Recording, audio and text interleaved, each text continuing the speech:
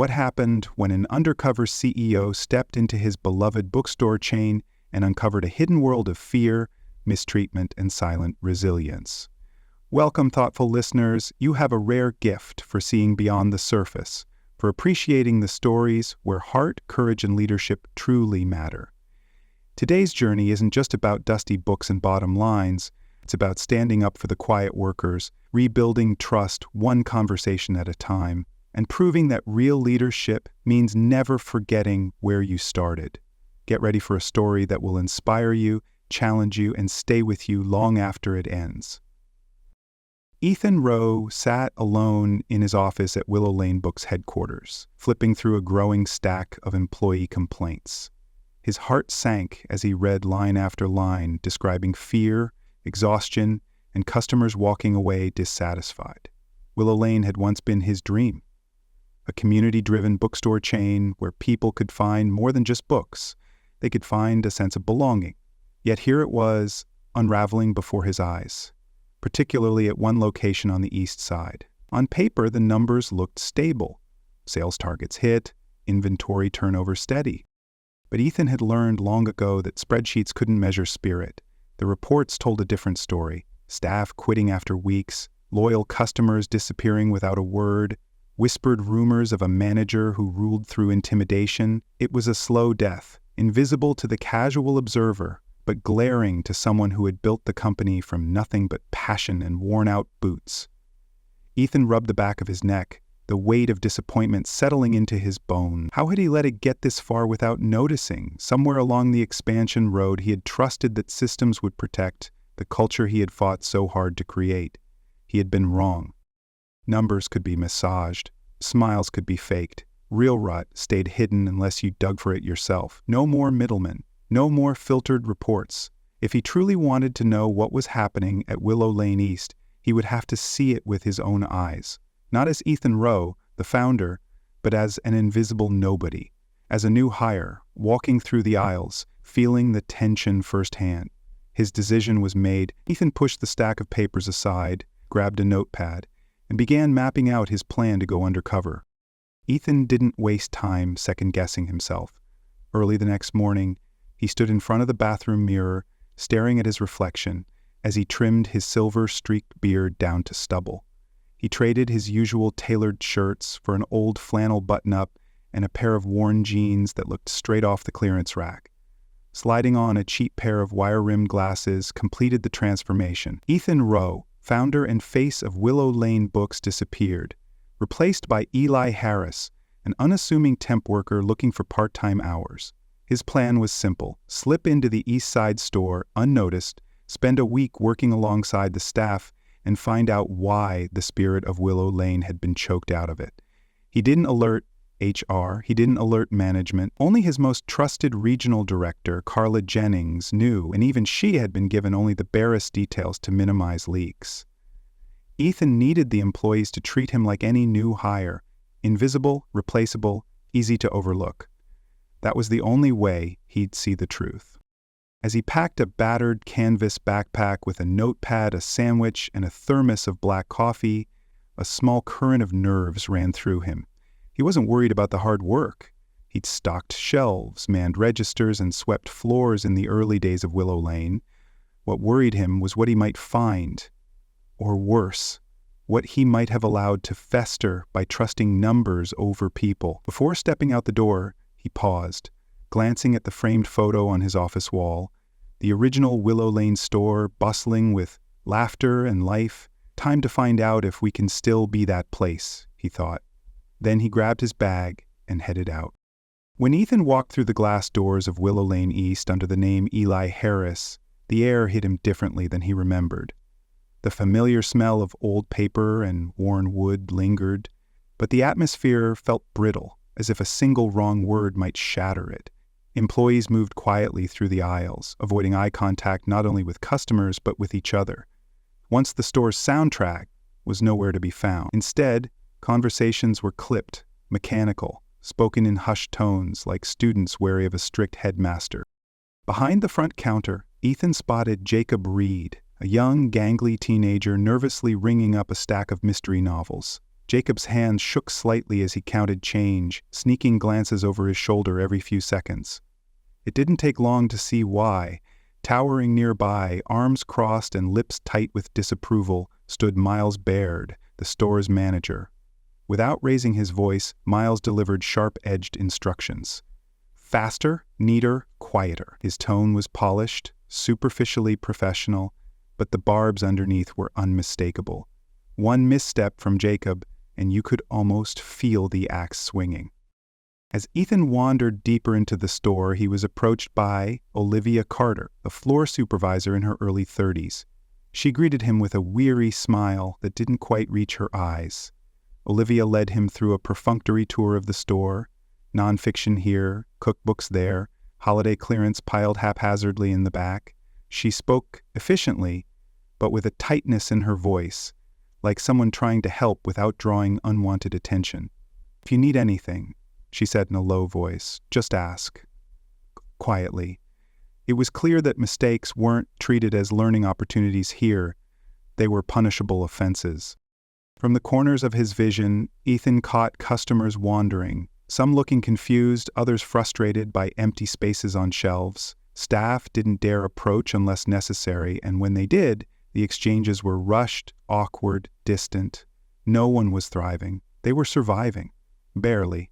Every instinct in Ethan's gut told him what the spreadsheets had hidden. This store was rotting from the inside, and somewhere at the center of it stood Miles, steering it all with a smile sharp enough to cut. Ethan tightened his grip on the clipboard he had been issued. He hadn't even been here an hour, and already he could see cracks everywhere, splintering the very foundation he had once been proud of. It didn't take long for Ethan to witness the first real crack in the facade. Late in the morning, a familiar figure shuffled through the front doors. Mrs. Langston, a regular at Willow Lane for years. She was the kind of customer Ethan had built the store for, a retired schoolteacher, cane in hand, her love of books as fierce as ever. Today she carried a battered copy of an old poetry anthology, its price tag showing $5. The store's usual markdowns made it clear it should have been $2.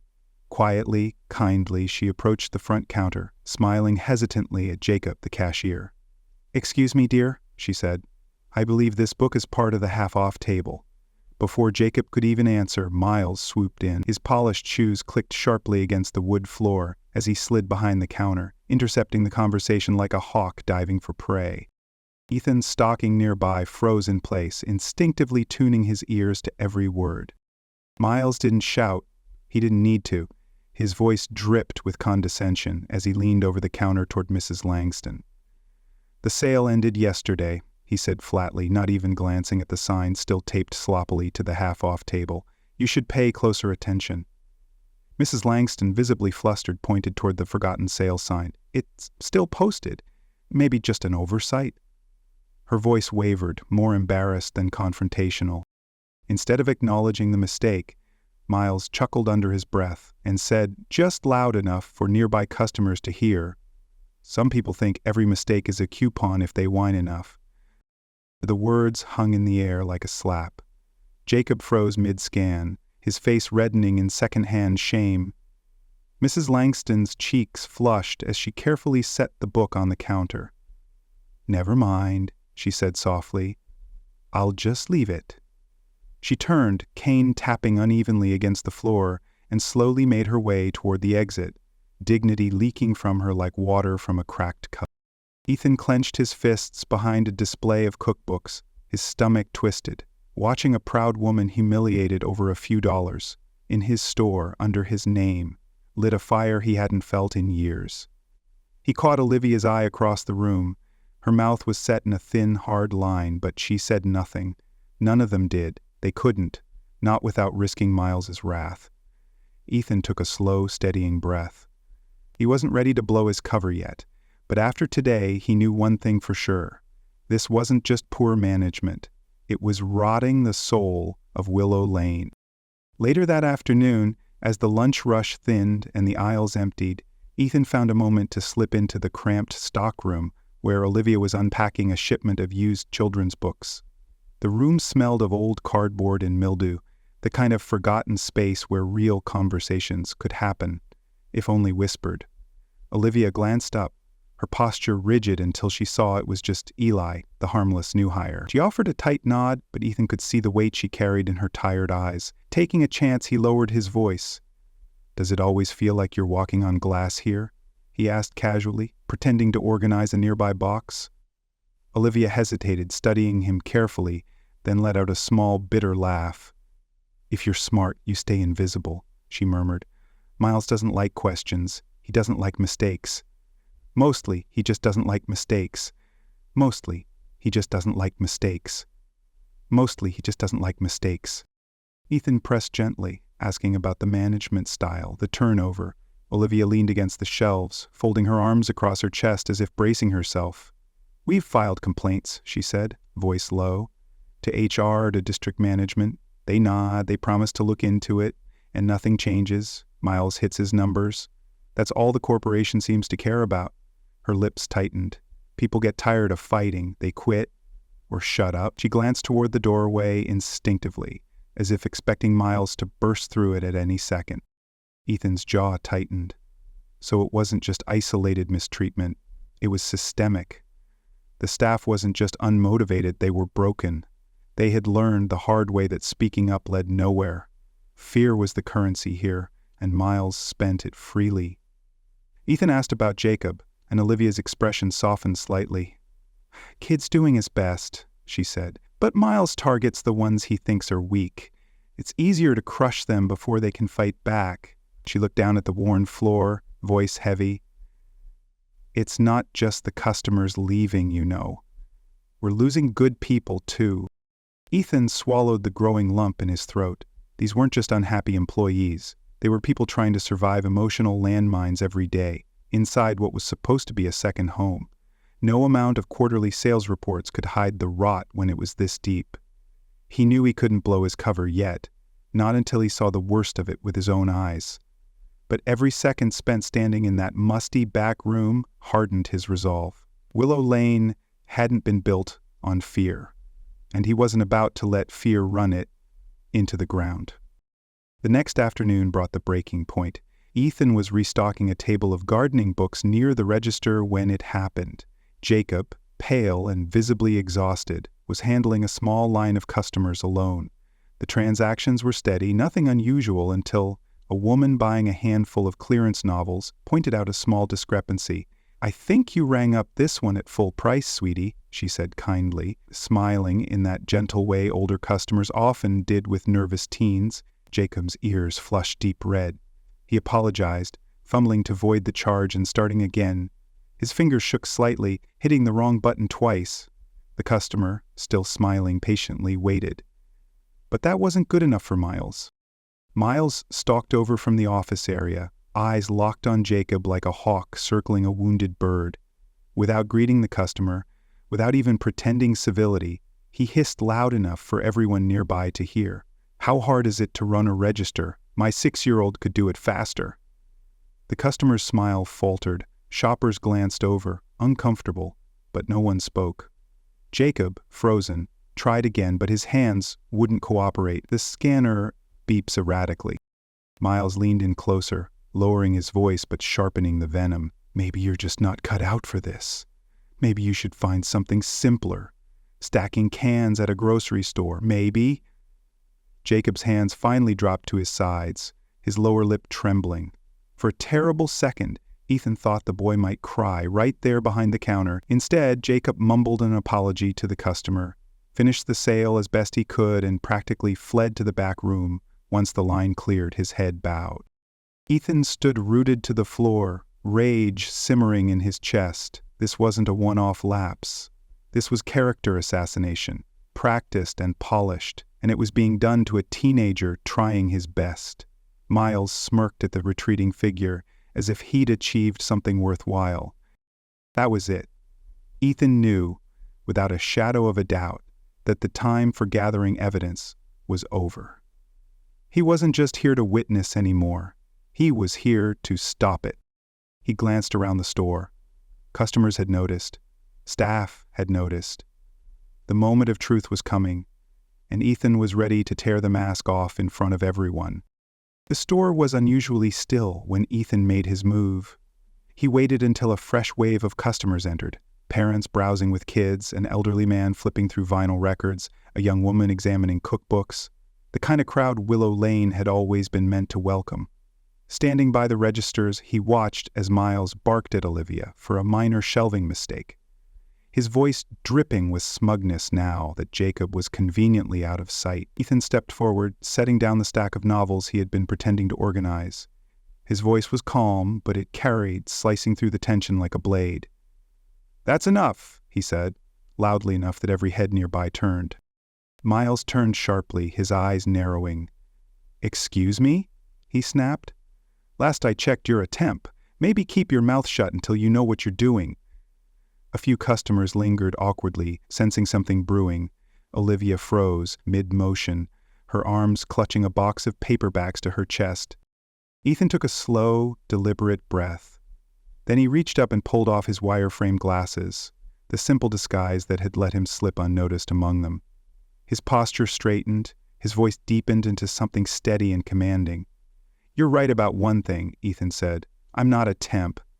He paused just long enough to feel the store collectively inhale. "My name is Ethan Rowe. I founded Willow Lane Books." But hardly no one moved. Then Olivia's mouth dropped open.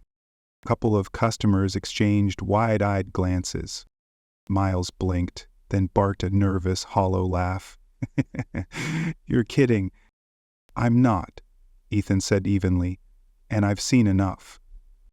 Miles opened his mouth again, maybe to argue, maybe to grovel, but Ethan cut him off with a simple, final sentence that left no room for misunderstanding. "You're fired. Effective immediately." Gasps fluttered through the store. Even a few customers paused their browsing to watch, sensing they had stumbled into something bigger than a retail squabble. Miles's face went crimson, then pale, his bravado crumbling in real time. He hesitated, glanced at the office as if considering escape, but there was nowhere to run. Not this time. Ethan turned to the stunned employees and customers, raising his voice just enough. "No one, no employee, no customer should ever be treated like less than human in Willow Lane. Not on my watch." A flicker of something new passed through the room. Relief, disbelief, and maybe, just maybe, a small flame of hope rekindling. After Miles stormed out, the store remained eerily silent. Employees lingered behind shelves and counters, exchanging uncertain glances, not quite sure what came next. Ethan gave them a moment, then motioned gently toward the break room. "Everyone, if you can, join me in the back," he said. His voice was calm but firm, not a command, but an invitation. Slowly they trickled in. Olivia was the first to step inside, setting down her clipboard as if bracing herself. Jacob, still pale from earlier, edged in behind her, his shoulders hunched. A few others, clerks and stalkers, settled into mismatched chairs around the battered breakroom table, the old fluorescent lights buzzing softly overhead. Ethan didn't stand at the head of the table or loom over them. He leaned against the counter, arms loosely crossed, speaking plainly. "I know what you're thinking," he said. "You've heard promises before, people in suits telling you things will get better, only for everything to stay the same." A few heads nodded grimly. Olivia's arms stayed crossed, but her expression softened. A crack in the armor. Ethan continued, "I'm not asking you to trust me today. Trust isn't something you demand. It's something you earn." For a few long beats, no one spoke. Then Olivia, voice steady but cautious, said what was on everyone's mind. "We need more than just a new manager. We need someone who actually sees us, who listens when we say something's wrong." A murmur of agreement rippled through the room. Jacob shifted in his seat, then glanced up. What if it just goes back to how it was?" he asked quietly, the raw fear in his voice cutting deep. Ethan nodded, honoring the question. "It won't," he said. "Because this time, I'm not sending someone else to fix it. I'm here. I'm listening, and we're building something better together, starting now." He didn't offer fake sunshine. He acknowledged the damage. But he also laid out a promise. Respect would be the new foundation. For the first time all day, something flickered across the faces around him. Not full trust yet, but the beginning of it. A crack of light in a wall that had been thickened by years of disappointment. It wasn't a victory yet, but it was a start. Ethan could feel the room teetering, a fragile balance between skepticism and hope, and he knew he had to get this right. He pushed off the counter and stood a little straighter, meeting each employee's gaze as he spoke. "Here's what's happening starting today," he said, his voice steady and direct. "First, we're bringing in interim leadership, someone I trust, someone who knows what respect looks like while we search for a permanent manager who shares our values. No one is being thrown into the fire again without support." He saw a few cautious nods and pressed on. "Second, there's going to be an anonymous feedback system installed. A direct line to me, not corporate, not HR red tape. If something's wrong, I want to hear about it, personally." Olivia's arms, still crossed, loosened just slightly. Jacob leaned forward a fraction, listening harder. Ethan continued, "Training is getting a complete overhaul. No more throwing people onto the floor and hoping they swim. Every new hire, every current employee too, will have a structured path, proper mentoring, and time to succeed without fear hanging over their heads." He paused, letting that sink in before he added the most critical point. "And finally, any mistreatment by anyone at any level will not be ignored again. I built Willow Lane to be a place of community, somewhere people could walk through the door and feel a little lighter, not heavier. That goes for customers and for every single one of you." There was a long moment where the only sound was the hum of the overhead lights. Then Olivia exhaled quietly, a breath she had been holding for far too long. Jacob gave a small, almost hesitant nod. Across the break room, a few others shifted, the smallest signs of walls beginning to lower. Ethan didn't smile. Not yet. This was just the blueprint, not the finished house. But in the weight of that moment, he could feel something he hadn't felt in this store in a long time. A chance to not just patch over the cracks, but to rebuild something stronger, something that could last. 1 month later, the Willow Lane East store didn't just look different, it felt different. Where there had once been tension in the air, there was now a quiet hum of life. Customers lingered longer, browsing slowly through shelves that had been carefully reorganized by a team that finally took pride in their work. Soft laughter sometimes echoed from their reading nooks. Behind the counter, Jacob stood a little taller, ringing up purchases with a confidence that would have been unthinkable just weeks ago. Olivia, newly promoted to store manager, moved through the aisles with easy authority, offering advice, answering questions, checking in with her team, not to criticize, but to support. Ethan made it a point to visit unannounced, slipping through the door like any customer. He found himself smiling when he saw a regular, an older gentleman, chatting animatedly with Jacob about new arrivals in the history section. Nearby, Olivia trained a young new hire with a kind patience that would have been unimaginable under the old regime. The store had a heartbeat again, one that pulsed with something precious, dignity. As Ethan leaned casually against a display table stacked with used classics, Olivia caught his eye. She arched an eyebrow playfully. "Checking up on us again, boss," she teased, but there was no fear in her voice. Only a quiet pride. "Just making sure you're building something better than I ever did," Ethan replied, meaning every word. Olivia chuckled softly. "We're getting there." Ethan nodded, feeling something settle in his chest. He had gone undercover expecting to find problems. Instead, he had found resilience. He had found a team that only needed the chance to thrive. And standing there, among well-worn books and well-earned smiles, he knew Willow Lane was not just surviving. It was alive again. The story of Willow Lane Books reminds us that true leadership isn't about titles, numbers, or appearances. It's about people. Ethan Rowe built his company on a foundation of trust and community, but when he drifted too far from the everyday realities of his stores, cracks began to form beneath the surface. By going undercover, he rediscovered a powerful truth. A business can only thrive when the people inside it feel seen, heard, and valued. Toxic leadership doesn't just hurt employees. It poisons the spirit of an entire community. And sometimes, the most important thing a leader can do is stop looking at spreadsheets and start listening to the human stories behind them. Ethan's willingness to confront hard truths, tear down broken systems, and rebuild with empathy transformed not just a store, but lives. Willow Lane's rebirth wasn't just about fixing policies. It was about restoring dignity and hope. It's a lesson for all of us. Real change starts when someone is willing to step into the trenches, get uncomfortable, and lead with heart.